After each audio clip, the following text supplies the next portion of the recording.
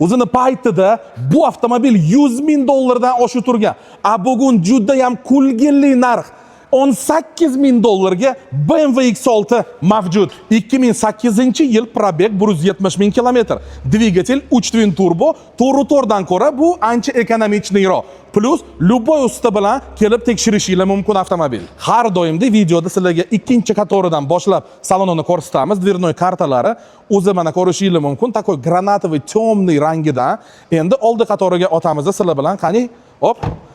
Oldi qatorimiz. Endi oilaviy uchun joy ancha keng, faqat orqada ikkita odam o'tiradigani elektroregulirovka ruli, o'zini shtatniy magnitofon monitorlari bilan va kamera va torpedka состояние juda ham normalniy. U bu kim yoshligida orzu qilgan bo'lsa, puli yetmagan bo'lsa, в данный момент narxi juda ham zo'r 18 ming dollar bo'layotganimdi va состояние puliga yarasha ozgina xarajat qilsanglar, juda ham normalniy mashina bo'ladi.